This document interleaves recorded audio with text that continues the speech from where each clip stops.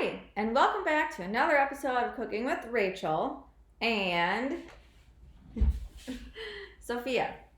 And what are we going to make today? Black bean and potatoes. So it's called a black bean and potato hash, sweet potato hash. It is absolutely delicious. So it doesn't really take too many ingredients or too much work. We've got black beans here in a bowl. What I did is open the can, strained the beans, and rinsed it. Now, if you're using canned black beans, a lot of times they'll have extra sodium to just help preserve it. Now, you can get sodium free or low sodium, but actually if you rinse off the beans really well, that helps reduce over half of the sodium. So especially if you're looking for low sodium foods or meals, recipes, anytime you use like a canned vegetable that has salt, rinse it off really good, and that takes away most of the salt. All right, so we've also got sweet potatoes that we're going to peel and cut into small pieces. Got some bell peppers, and then we're going to do some sweet onion. So, can't forget the garlic either. I'm still chopping away by hand. First, we're going to go ahead and... Oh, I thought you were going to eat that for a second. That probably wouldn't taste too good. Really? I always have a garbage bag next to me, especially when cutting anything. Okay, so peel the potatoes.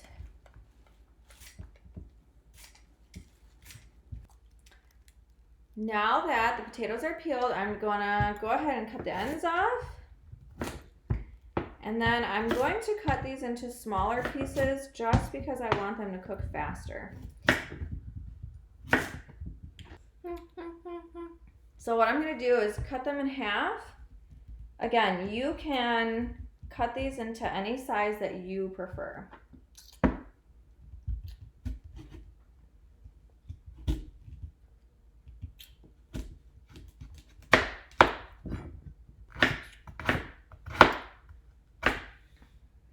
As you can see, these are pretty small pieces, and this will help them cook much faster. So once they're cut, I'm just going to go ahead and add them into a bowl because these ingredients are going to need to be added to our pan at different times. The potatoes are going to take the longest, so these will go in first, and a few minutes after we put the potatoes in, then we're going to add our peppers and our onions.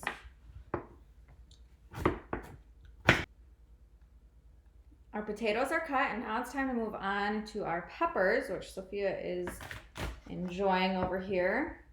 So I'm just going to cut the tops off, and then these will be diced fairly small as well, just like our sweet potatoes, which, as you can see here, are good sized pieces. They'll cook a lot faster.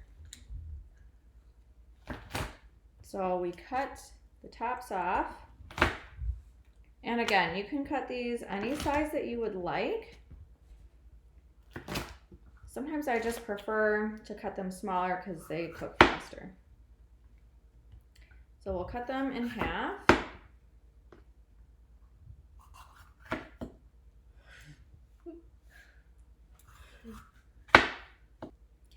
Now that I have all the tops cut off the peppers and I have them cut in half, I'm just going to stack them.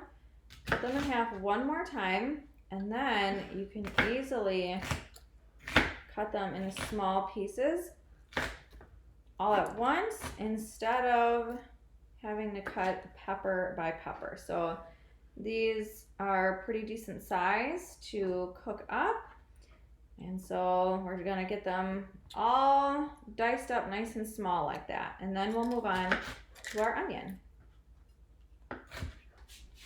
Now that our peppers are all diced up, they're nice and small again, so they'll cook faster. I'm gonna cut up the onion, and the onion I'm actually gonna put with the pepper because they both are really moist, and so they cook together really nicely.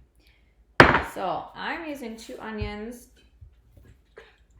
cut each end off, and again, the smaller you cut the pieces, the faster they'll cook. So I'm gonna cut these fairly small. And then with the fresh garlic is going to be added last when we're cooking. So I'll put that again in its own little Mom, you know you're peeling the onion's clothes off, right? Can't eat it with this on there. So you want the onion naked?